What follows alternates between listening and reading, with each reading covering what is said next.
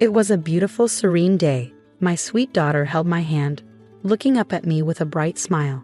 My loving husband stood beside me, and I felt a deep sense of contentment. But that blissful moment was interrupted when I saw him. "Hey, long time no see," he sneered. It had been years since I'd seen Ian, my ex-husband. He approached us with a smirk that I knew all too well. "Did you have a baby? At your age? An old woman like you." "If I were your age, I wouldn't even think about becoming a mother." "That's none of your business. Leave us alone," I said firmly, trying to walk away. But Ian blocked my path, his eyes raking over me in a way that made my skin crawl. Then, as if he couldn't hold it in any longer, he burst into cruel laughter. "You're old, you know that? How disgusting. And you," he said, turning to my husband, "you're her new husband. You must be out of your mind if you don't know what's good for you. I can't believe you married this old hack." His insults seemed endless. My patience wore thin, and I felt my fists clench in anger. But before I could react, my husband, Wesley, who had been standing calmly beside me, spoke up. "Ian, right?" Wesley said, his voice steady. "Thank you for sharing your thoughts with us. You've given us a lot to consider, and you're absolutely entitled to your opinion. I am Quinn. I met and married Ian while working at a company where he was a section manager, my subordinate. After we got married, I was eager to start a family, but at 34, I struggled to conceive, so I turned to infertility treatments. It was a long, challenging journey, but at 38, I finally became pregnant. The joy of knowing I would become a mother was overwhelming. It was my first pregnancy, and I was aware of the risks at my age. Still, I juggled work and preparing for the arrival of our child with determination and hope. I had countless worries, but the joy and happiness of finally carrying the child I had long dreamed of outweighed them all. I was filled with anticipation, believing I would create a happy family with my child and Ian. But Ian wasn't as sure. Fertility treatments were expensive, and I spent most of my pre-marriage savings on them. The side effects often left me physically unwell, making it difficult to maintain the same workload I had before marriage. So I decided to change jobs. The job change meant my salary was cut in half, but it allowed me to work less and focus more on the fertility treatments with a clear mind. However, Ian grew distant. The truth was, Ian had been attracted to me because I was ambitious and earning well before we got married. There was no sign of marriage in my future at the time, and I was on the path to success at work. He noticed my financial stability, which was his main reason for marrying me. When I told him I wanted to have a baby and subsequently changed jobs to focus on the treatment, Ian was unforgiving.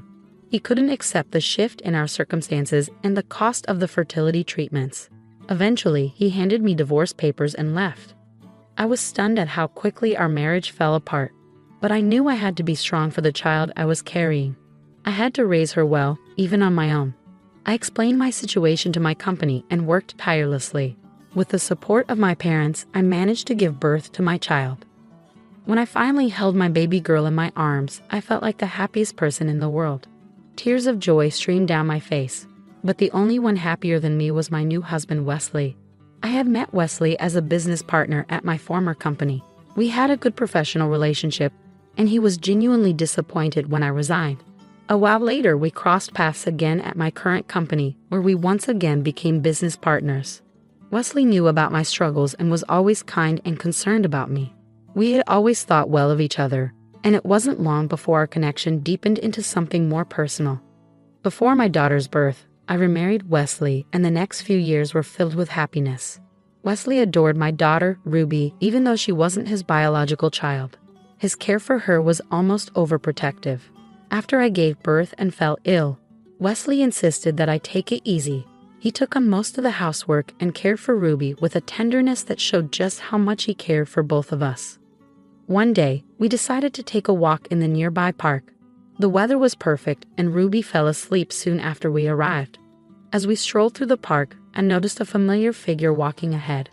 My heart sank. I quickly took Wesley's arm, trying to steer us in the opposite direction, but it was too late. The person had already noticed us and was approaching with a smirk and a nasty smile. "Long time no see," he said. I recognized the voice immediately. "Ian, long time. Did you have a baby?" he asked, his tone dripping with sarcasm. "Yeah. Got a problem with that?" No, I'm just wondering how an old woman like you could be a mother. That's none of your business. Leave us alone, I replied, trying to remain calm. But Ian blocked my way, his gaze sweeping over me with a look of contempt. Then, as if unable to hold back, he burst into cruel laughter. You're too old to be a mother. It's disgusting. His words seemed endless, and when he glanced into the stroller, his sneer deepened. Your kid, she's ugly just like you. Don't you dare say another word, I warned, my voice trembling with anger. I could tolerate insults directed at me, but when someone mocked my child, it was too much to bear. Ian narrowed his eyes in amusement as I took a step forward. Before I could say anything, he quickly shifted his gaze to the side, locking eyes with Wesley, who stood right beside me. I can't believe anyone would marry this old hag, Ian sneered, and she's got a kid with someone else too.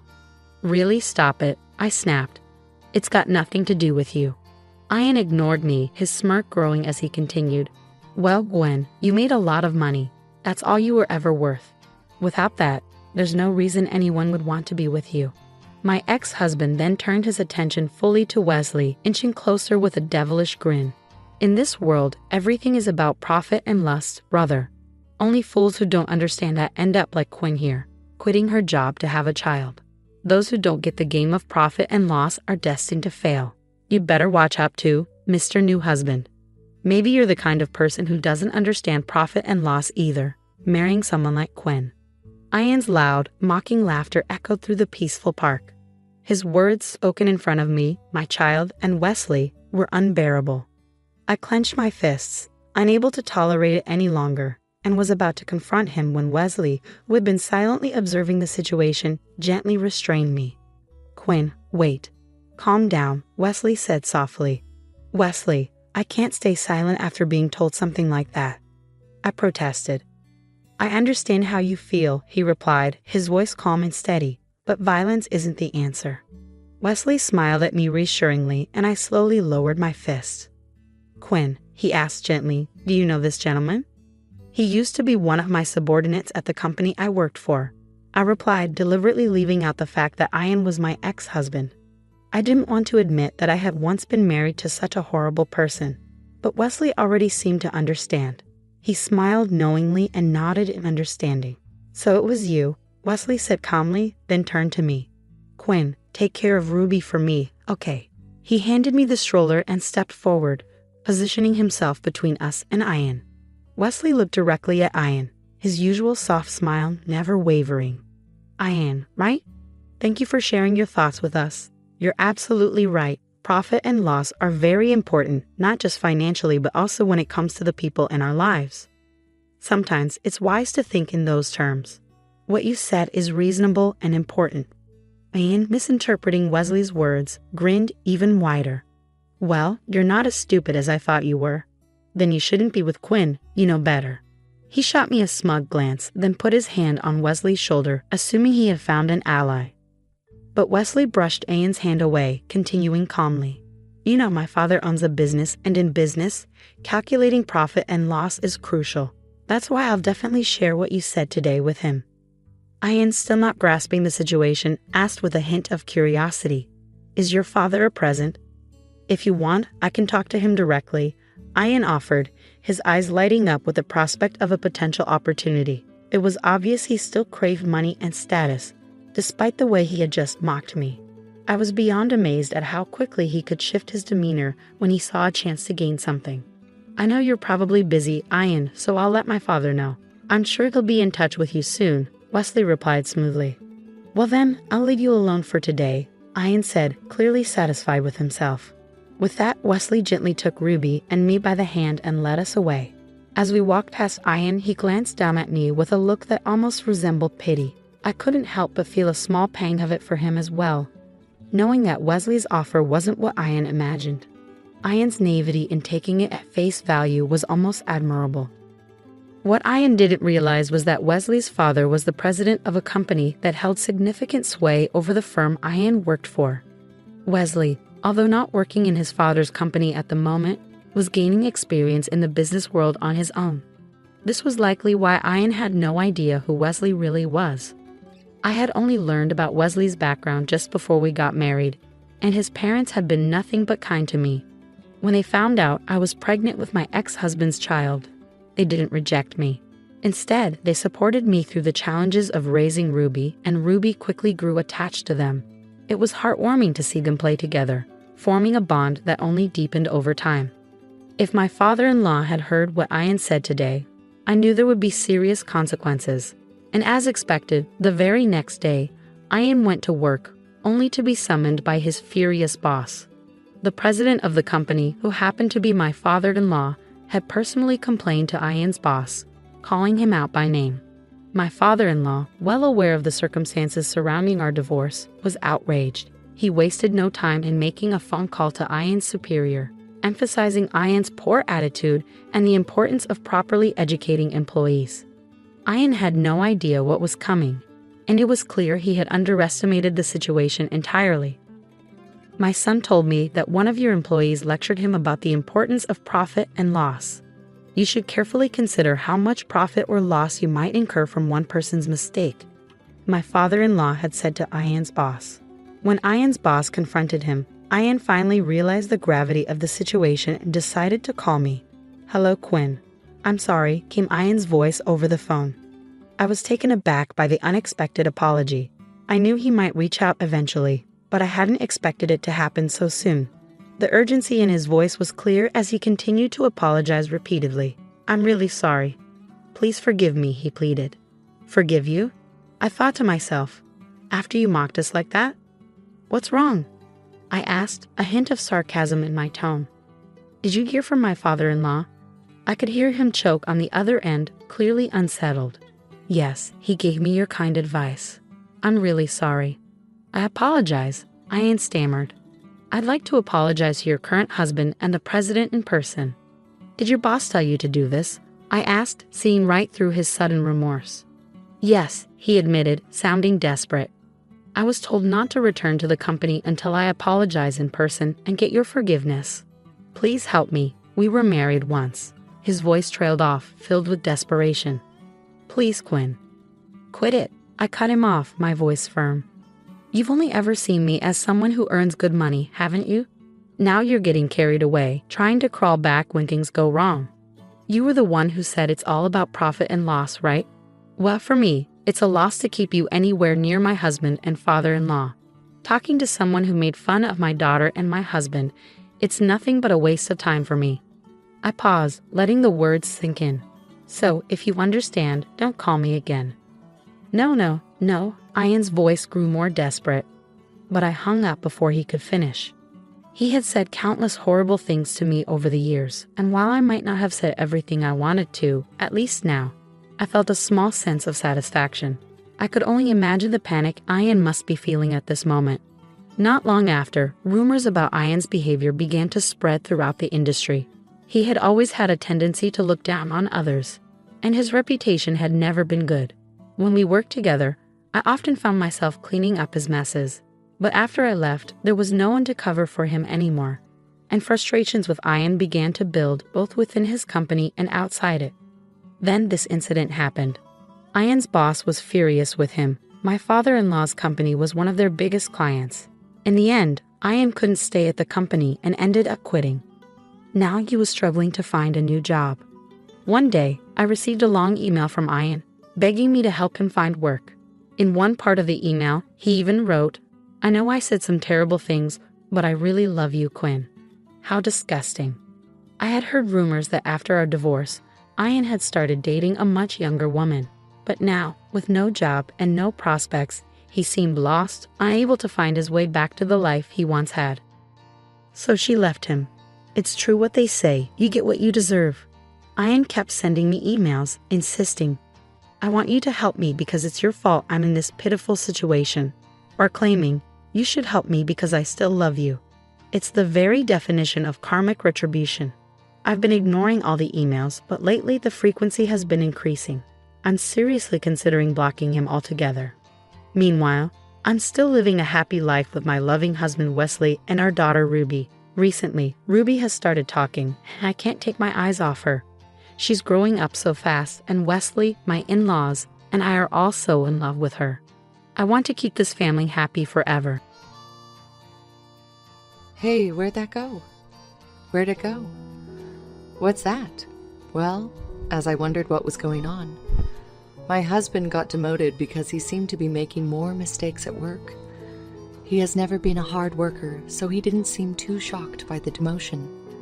But he kept forgetting things more and more. So we went to the hospital just to make sure. I suspected that I might be depression, but I was told that the disease was, in fact, juvenile Alzheimer's. To put it simply, it was dementia. I've heard that even young people can develop the disease these days, but I couldn't hide my shock that my husband had it. My name is Katie Smith. 5 years has passed since then, and I am now 50 years old and my husband is 54.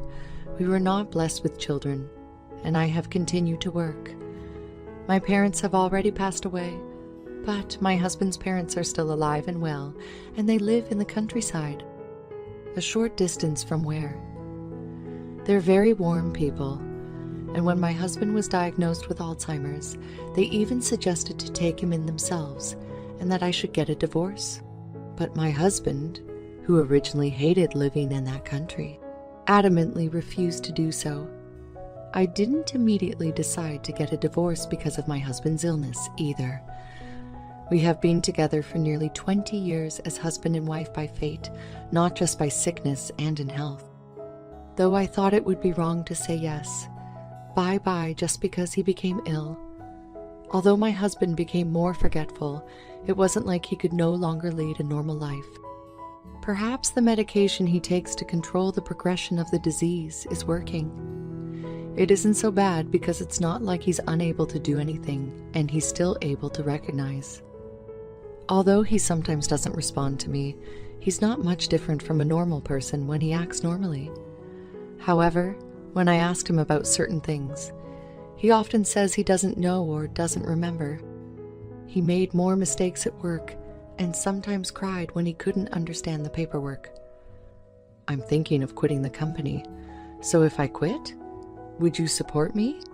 He said so, but I couldn't say no to my anxious husband. And in the end, he quit the company. He never goes out and spends most of his time at home. But I don't see any problematic behavior when he's inside the house. He often leaves things out and doesn't put them away, or comes home to find food all over the place. But it's not like he's bothering anyone else, so it's within the realm of acceptable behavior. So my husband has been home ever since he quit his job. I talked to the doctor about the possibility of having someone to take care of him while I'm away at work. But he said that I don't have to worry too much because he still has the ability to detect danger. The doctor said, "We will talk again when the disease progresses. For now, the doctor told me to tell my husband to lock the door when he goes out and not to go outside alone." I was still a little concerned if he would be okay with that, but he just kept saying it's okay to be alone, and sometimes he lost his temper if I insisted too much. Shut up, I'm sick. Don't talk about unnecessary things. You're confusing my head more and more. Be considerate to me. I had to leave him alone because I couldn't handle him. 5 years before my husband's illness was discovered at the age of 40, I was promoted to a section manager. My salary increased. So even if my husband left the company, we didn't suddenly find ourselves in a difficult situation. We didn't have children, so we had a good amount of savings. So there was no need to panic when the time came, and the savings were still untouched. I was really glad that I was working. I only hope that the life will continue to be as normal as possible. However, there's one thing that's been bothering me lately. Things often go missing. Many of the things that are missing are brand name bags that I used to cherish. Shoes and clothes that I had just bought, and other things that are pretty expensive.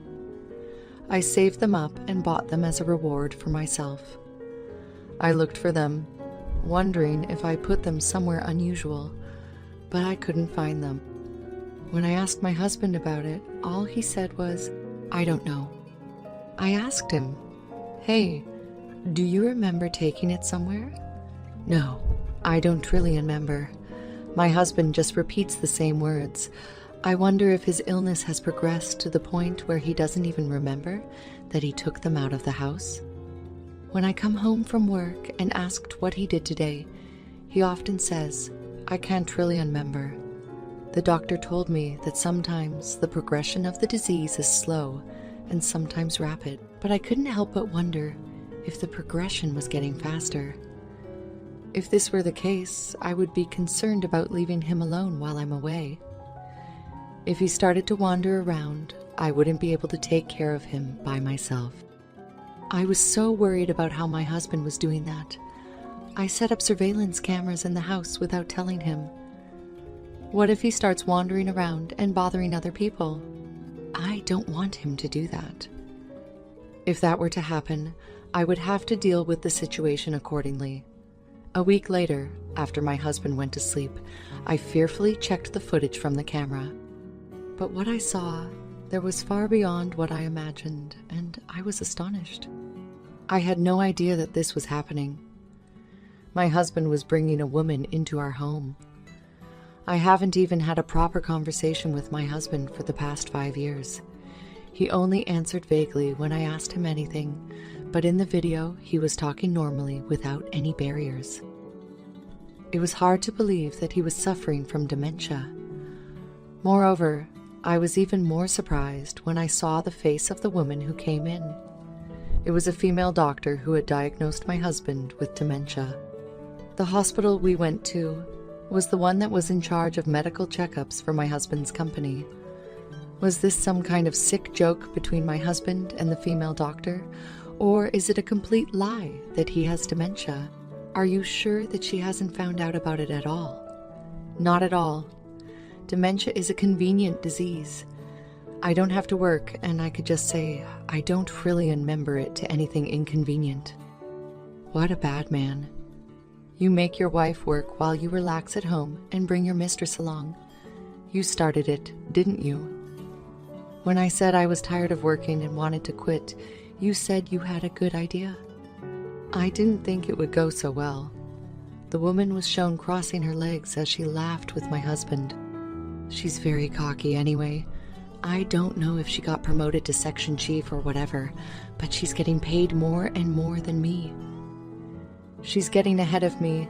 I'm sure she must have looked down on me, but thanks to her, we can spend time like this. Well, she's my atom, so she's got to keep working hard. You said she was your housekeeper the other day. She's my housekeeper and atom. I thought, this is what it meant to have my mind go blank. The words coming out of the screen swirled in my head over and over. Oh, and Hannah, don't take things out of the house too much because my wife noticed some stuff is missing. She said, why don't you just take them out of the house and pretend they're gone? It's a disease, so you can just say you forgot it. Well, that's true. No other disease is as convenient as this one. Now, I won't have to work for the rest of my life. So that's what this is. What was I, who has been trying to support him without questioning him for 5 years? I've worked so hard and done so much housework without knowing what I was doing. I felt like an idiot, and felt as if my power has been drained from my entire body. For some reason, I suddenly burst into laughter. I thought I might have gone crazy. That's how angry, sad, frustrated, and despairing I felt. The despair didn't end there. I checked my bank book to see if it was possible and found that my balance was 0. All deposits I've saved since we got married were taken out. I felt so lost. I thought it was the end of the world. I couldn't feel any emotion. When dawn broke, my husband woke up with a nonchalant look on his face. And as soon as I saw him, I felt a rage welling up inside my emotionless soul. Where's breakfast? I felt like grabbing my husband by the chest and cursing him with all my power. But I resisted the urge. My husband still didn't know that I knew the truth. I couldn't stop myself from just confronting him with the truth and making him apologize right here and now. However, I had no idea what to do, but I knew that even if I got angry at him, he would just smile at me and say, "You found out, didn't you? What are you planning to do today? What is it? You never ask me that. I'm just wondering what you do at home every day. I really want to work like you do. But I'm sick, so I just scare everyone around me. Some trouble. I envy you for being able to work." I wondered how he could say such things so blatantly. Of course, since it is a clear fact that he cheated on me, I can use it as a reason to file for alimony and divorce. But when I thought about the past 5 years, I was so frustrated, and I burst into tears. I feel that people who can do such things with impunity would normally say, "I'm just kidding." Then they will try their best to make excuses by putting up some unexplainable logic. A few days passed as I figured out what I should do. Just looking at my husband's face made me want to throw up, but I endured it patiently. The camera remained attached. My husband thought I knew nothing about it, so he continued to bring the doctor in when I was out of town. I said, "Hey, did anyone come in today? I thought I smelled someone else." He said, "Well, I might have came, but I don't remember. Maybe it was a salesman. So how are you feeling? You've been looking better lately. Are you on the mend? Treatment?" I don't think so. I think I've become more forgetful lately. The doctor said that once you have the disease, you can slow down the progression, but you can't cure it. Yeah, that's right. That doctor was a beautiful woman, wasn't she? Was she? I can't really remember her face. In a way, I was impressed that he could continue to act like this for so long. I couldn't just shut up and sit. So I visited my parents-in-law with a recorded video in my hand without telling my husband. They're always so kind and considerate to me, but they're my husband's parents.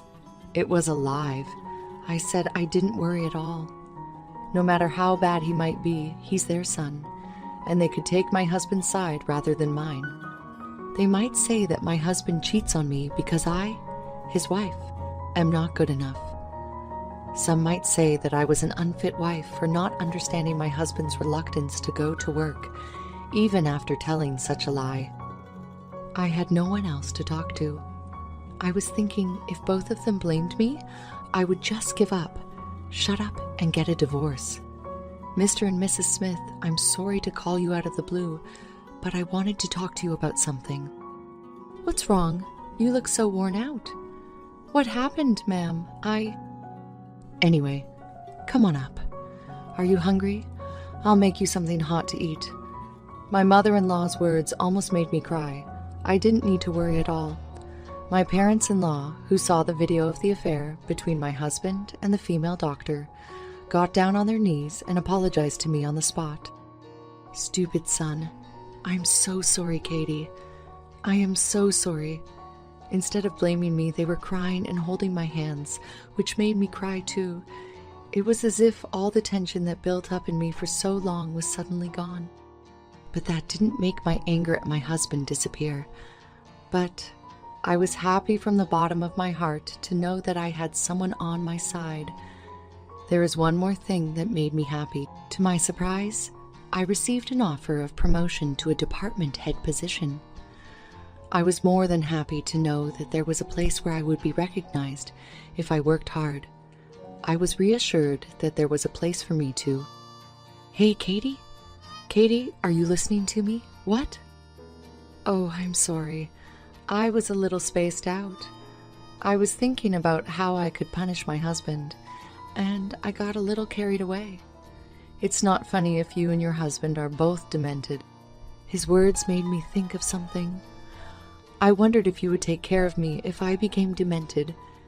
"Screw you. I've got my hands full with me, myself. There's no way I can take care of you." When I said this, my husband looked at me with wide eyes. From then on, I've tried to say a little more of what he said before every day to make it more real. Hey, what was I doing earlier? I've been making a lot of mistakes at work lately. I seem to be forgetting things. I forgot how to use the washing machine or how to cook rice. My husband began to get more and more nervous. I don't know if I can keep working, but I'm glad you're here. After about 2 months of this, one day when I came home from work, I found out that my husband left the house. He left behind the divorce papers he had already filled out. He even left a polite note.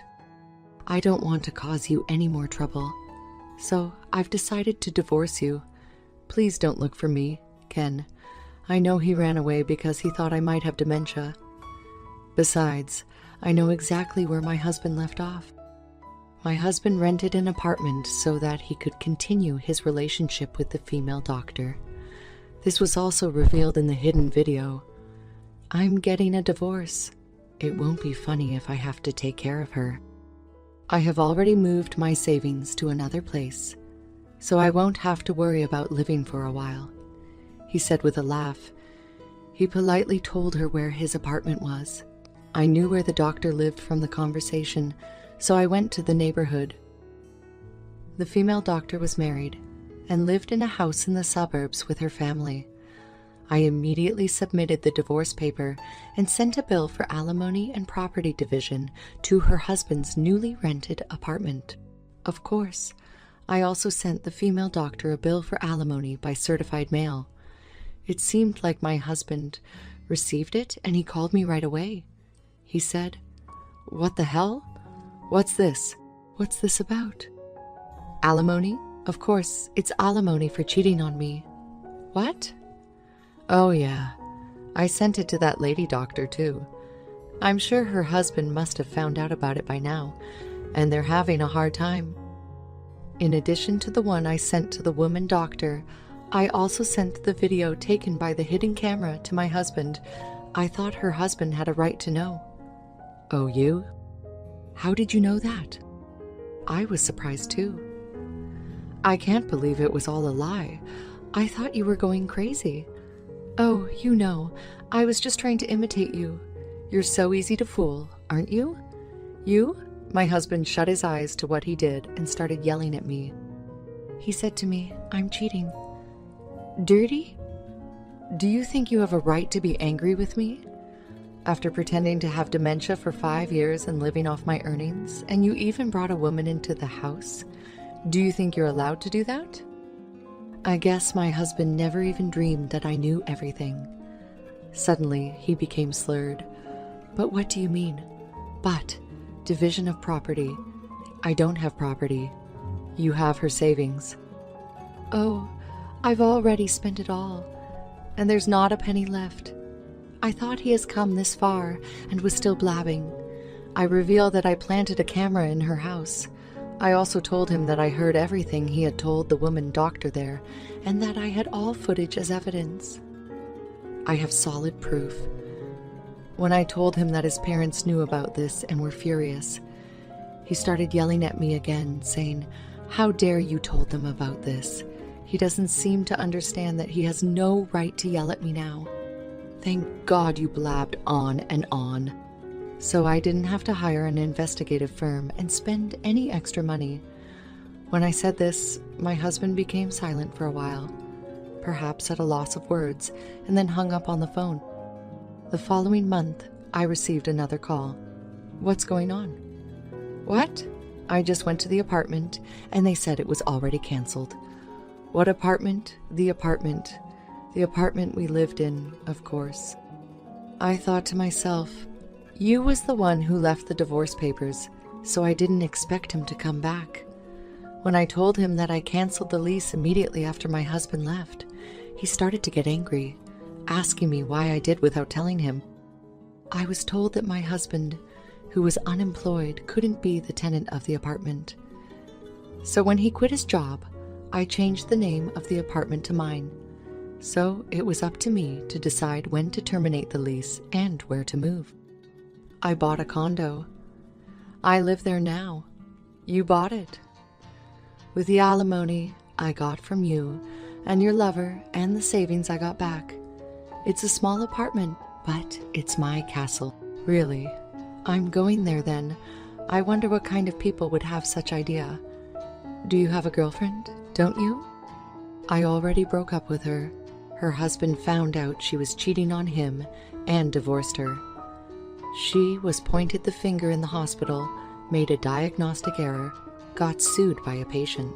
Her husband and you are both suing her for alimony, and now she's in debt.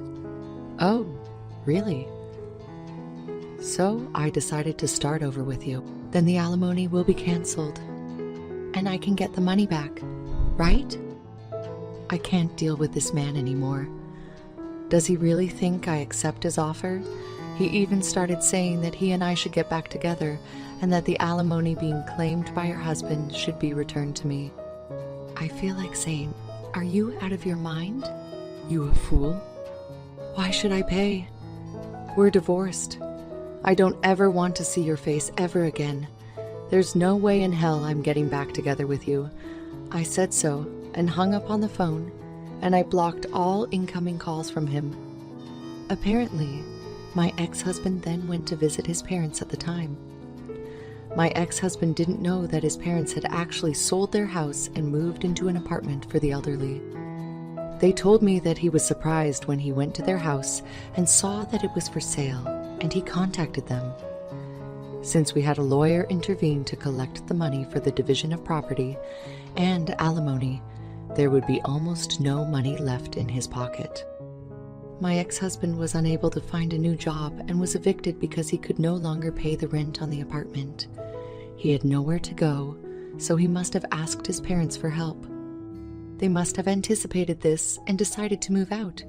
If he came back, they might not be able to kick him out. They told me if that happened, they would be sorry for me. I heard that he is now living as a live-in worker at a factory somewhere. But he's so lazy that he can't work as much, and he gets yelled at and beaten up by employees much younger than him every day. It seemed he has contacted his parents several times for assistance, but they have brushed him off. A few months have passed since the divorce, and I still keep in touch with them. They're always concerned about me and are like my real parents to me. I want to continue to be close to them, and if something happens to them, I will be sure to take care of them. I've been promoted to department manager, and my salary has increased. I intend to keep working hard. I am very much enjoying my peaceful life alone now. My marriage was about 6 months old at that time. A bolt of lightning struck my otherwise mundane life. My husband forced me to take care of my father-in-law, who had become bedridden as a result of an accident, because that was the first experience to me. I struggled with caring for my father-in-law. Then my husband said to me, "We're going to relax in Hawaii and you'll look after my father." My husband and my mother-in-law left for Hawaii, leaving me behind. They still didn't know. They had no idea what kind of tragedy their decision would cause later on. Katie is my name, and I am 30 years old. I've always enjoyed cooking. So after graduating from college, I went to work for a major restaurant chain. I am now in charge of developing new products in the planning department. 8 years after starting there, I met Jacob, who later became my husband 2 years ago. I went to my favorite Japanese pub all by myself, found for that day, sat at a counter. Jacob was sitting next to me. We found we were the same age through a conversation with the pub master. We had a nice chat and exchanged contacts. Jacob began inviting me to dinner on a regular basis after that, and we began spending time alone together. He was upbeat and funny, and I found myself drawn to him. He appeared to be the same way, and we started dating naturally. We got married 6 months ago after a year of dating. We are currently enjoying living together in an apartment located between our workplaces. I sometimes cut corners on housework because we both have work, but Jacob always smiles and says you don't have to be perfect at housework. I'm just happy being with you. I wish I took time to prepare dinner as well, but I'm happy just to be able to have dinner with the person I love. I believe. So thank you, I said. Jacob is always so gracious, only to you. I like to treat the people I like nicely. I'm so happy to be your wife. Me too. I'm really happy to have a wife like you. Even 6 months after our wedding, Our relationship is still so good that we have conversations like this today. I thought that our happy days would last for a long time, but then all of a sudden, those happy days vanished. My husband was already in the living room when I got home from work that day. Normally, the first one who got home would say, "Hey." However, there was a somewhat heavy silence on that day. I nervously talked to my husband, who was on his phone with a worried face. "Jacob, hey, are you all right? Hey, Katie." I was completely out of it. "What happened? You seem terrified." "Oh, it's just my mother called from your mom. Dad got involved in an accident." "What?" I couldn't keep up with the unexpected response, but we couldn't sit at home doing nothing. I immediately took my husband's hand. "What are you doing sitting there like that? We must visit our father now." "I'm afraid we can't." "No, why?" "There is no way we can meet him right now." "Does that imply he's not feeling well?" "Yeah, we don't have to come because Mom is going to stay with him until he gets better." "Oh no!" His words made me realize there was nothing I could do at this point. I let go of his hand and sat down on the sofa. "I'm concerned if he is okay." Jacob remained silent. My anxiety was heightened by his silence. My father-in-law had only recently turned 65 years old. On his days off, he had often taken good care of his health, going hiking and golfing. My husband works for my father-in-law, who owns a business. My husband must be perplexed that my father-in-law, who is also his father and the president of the company where he works, is experiencing this. I couldn't imagine him in his usual cheerful mood that day because he was so depressed. We were finally able to visit my father-in-law. A week later, my father-in-law was lying in the hospital room with a powerless smile on his face when I arrived as my husband. "Are you all right?" My father-in-law apologetically scratched his head. "Katie, I'm sorry. I apologize for causing you a concern. I'm not upset. I'm relieved that you are safe. I'm glad to hear that and able to speak slowly. I'm fine. Oh, but please stay in bed for a while." My father-in-law smiled as he heard my words. I felt relieved when I saw his smile. My father-in-law suffered a spinal cord injury as a result of the accident and is still paralyzed. In terms of treatment, he would be hospitalized and undergo rehabilitation for about 2 months to assess his progress. Even after he was released from the hospital, he would require ongoing rehabilitation. Thomas decided to assume the presidency in place of his father while he is away. Although only for a short time, having my own husband as a president was unusual. My mother-in-law arrived in the hospital room while I was watching the conversation between my husband and father-in-law. She summoned me to a hospital room corner and spoke sarcastically to me. "Hey, Katie, are you sure you're not mistaken?" "I'm mistaken," I asked. "You are indeed. Just because Jacob is president doesn't mean you can't have fun, right? Please don't take advantage of Jacob. I don't have to be concerned about that, because I'm employed and well compensated. I'm not sure in the first place. You were aware that Jacob was the boss's son." "What a vile young lady!" The mother-in-law smirked and said those words matter-of-factly. But it was her imagination, not reality. I didn't realize Jacob was the president's son until we were dating for a while. As a result, my mother-in-law has been sarcastic toward me since the start of our marriage. I didn't want to be misunderstood and hated her one-sidedly, so I snapped at her on the spot. I didn't ask him for money. Jacob's personality captivated me. What are you on about?" "You speak to me as if you know who I am." "That is correct. Nothing would be misunderstood by you." "I'm not sure. Whatever you say, I will never approve of you." "Oh no," my father-in-law, perhaps noticing her conversation, and asked, "What's wrong?" "It's nothing," my mother-in-law said, glaring at me. My mother-in-law's words and actions made it clear that she adored Jacob. She probably thought I'm a woman who approached her son for money because we married after only a year of dating. Her attitude toward me has been ruthless since the moment I went to greet her at the wedding. But under that circumstances, I never expected my mother-in-law to be so sarcastic towards me. My husband also adored her troublingly. He said something like this a few days later. "Katie, you're aware that my father will be released from the hospital the month after next, right? We'll be returning to my parents' house at that time." "Wait a minute," I said. "Why are you suddenly saying so?" "That was suggested by Mom. This is a good time for us to move in together. She said Mom can't live with my father by herself. But it's not easy to do that so quickly. What are you on about? We're all in this together." Mom says to me that is so thankful. I was perplexed, but he stated unequivocally, "Anyway, that is a decision. Simply get your belongings packed in time for the move-in. Wait, I won't be able to commute to work if I move to your parents' house. We had trouble finding an apartment near our workplaces. Isn't it only 5 stops by train from my parents' house? You're very fortunate to be able to sit on the train in the morning. It appeared that my husband and mother-in-law had already decided to live together. After that, I asked my husband several times if we wanted to avoid moving in together, but they paid no attention to me. My husband became more devoted to my mother-in-law than ever before. On the other hand, his words and actions towards me became increasingly harsh. He was giving me another nagging lecture every single day. How's the packing coming along? I won't be able to take time off work on the day of the movie.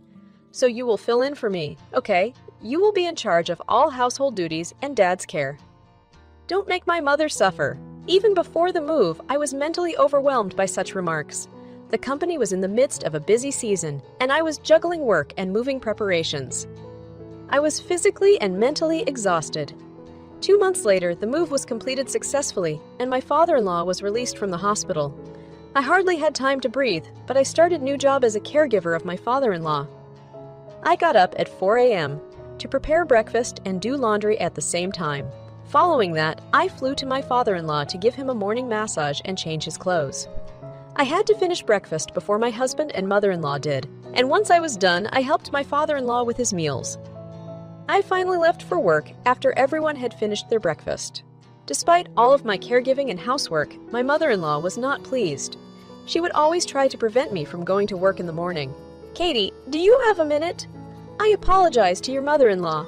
I have to leave right now. What are you on about? I'd like to make a complaint about your breakfast.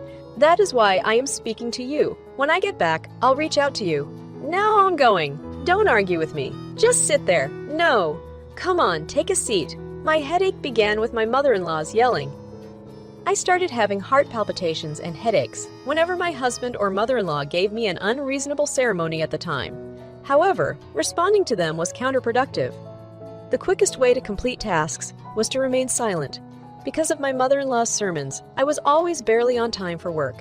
My coworkers were concerned about my tardiness because I had never been late before. 3 months had passed since my father-in-law left the hospital. I didn't have time to catch my breath because I was so busy. I had to prepare dinner as soon as I got home from work. My husband scorned the dishes I had hurriedly prepared in the limited time available. What's the deal, Katie? I come home exhausted. And you want to have fish? Are you sure? I apologize. I had to leave the kitchen to clean up my father-in-law, so I made boiled fish. You should make something that will increase my stamina. I'm not interested in boiled fish. My husband took out a cup of noodles and began to fill it with hot water as she watched me fall silent. My mother-in-law smirked, depressed. I went to my father-in-law and dressed for the evening. Then, perhaps noticing my predicament, he inquired worriedly, Katie, you appear pale. Are you all right? I'm fine. I've been a little preoccupied with work. Is that it? I've been hearing a lot of yelling from my wife and Jacob lately. It's entirely my fault. I'm not particularly talented in many areas. I don't think you look like that. I tried my hardest not to worry my father-in-law by smiling and lying. That's what I only could do to keep my spirits up. The truth was that I'd always wanted to get out of there. But what if I left now? What would happen to my father-in-law? I couldn't just throw it all away after thinking about it. I had days off from work at the end of the year, but that didn't stop me from doing house cleaning. My husband made an outrageous statement on New Year's Eve. My mother and I are currently on our way to Hawaii. What? Hawaii? I spent a long time discussing it with my mother. We've been discussing it for quite some time. Wait a second. Think about the situation your father is in. He is okay with you being here. You're also off work, so you should do something. Was that triumphant expression on their faces? My husband and mother-in-law showed me their large carry-on cases. They must have found my perplexity amusing because they tried hard not to laugh. The trip's first day, as they were leaving the house, my husband said simply, Well, you're going to take care of my father. We're going to Hawaii to unwind. We'll be relaxing in Hawaii, so you'll have to do it yourself. My husband and mother-in-law both laughed as they shut the front door. Something inside of me snapped at that exact moment. Look after him. What are you on about? Why do I have to do everything by myself as a step-family member? I can't take it any longer. I'm divorcing him. When they returned, something exploded in my head, and I resolved to devote myself to caring for my father-in-law until they returned home. I was already planning to divorce, and I decided to do nothing and leave the housework. I made breakfast for my father-in-law as usual the next day and went to his room with a towel to wipe him and change of clothes. My father-in-law approached me with a smile as I did so. "Mary, best wishes for the new year." "Dad, I wish you a happy new year. What happened to Tom and my wife last night? They appeared to be in some sort of trouble. They went to Hawaii." "What? Hawaii?" Father-in-law sighed deeply and looked skeptical. "What? Oh, Dad, let's get this party started, shall we? I apologize for everything."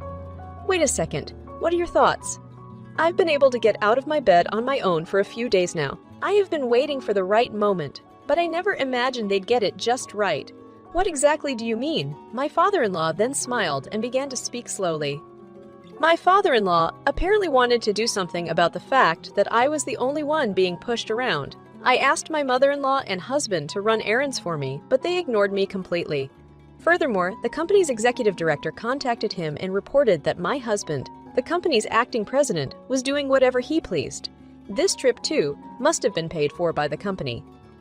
So my father-in-law contacted a company representative and asked him to monitor my husband's behaviors. Then his laziness at work was discovered, and everyone was furious. My father-in-law was supposed to return to the company as president after the new year. My husband was supposed to return to be an employee, but decided to fire him.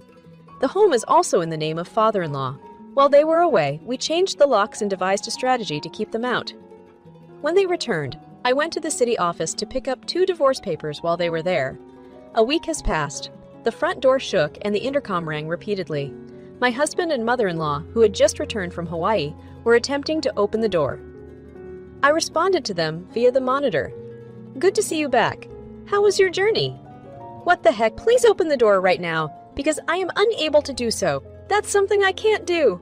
My father-in-law warned me not to open the door. What? What are you talking about? Hey, did you have a good time? The trip was company funds. How did you find out about that? I don't know. My husband's expression said I couldn't help but laugh as I watched their expressions on the monitor. My father-in-law, who was listening to the conversation, then interrupted from the side. "Oh, you really embezzled my company's money. Why? You weren't supposed to be able to stand. I've been able to stand for a few days now, thanks to Mary's rehabilitation assistance. And the managing director has told me about your shady attitude at work." "Who is the managing director?"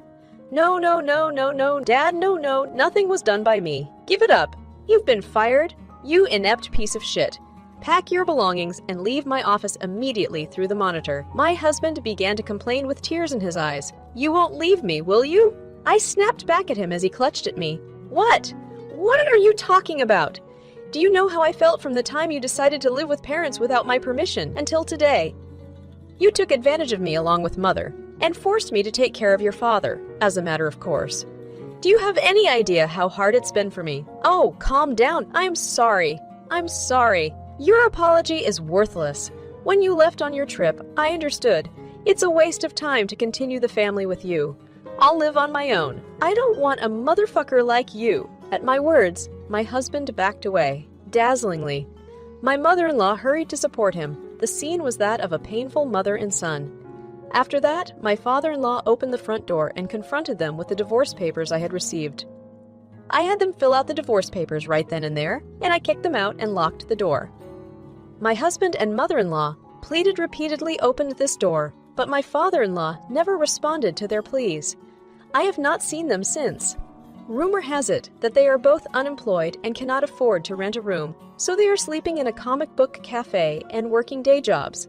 It must be a world of difference from the life they had been leading. Well, the punishment is well worth it for them. After the divorce, my father-in-law said to me, "I'm going to hire a housekeeper from now on, so you are free to go." I took him at his words and moved to a place near my work. I am now living a comfortable and fulfilling life. I cannot thank my father-in-law enough for saving me. I am determined to repay him in any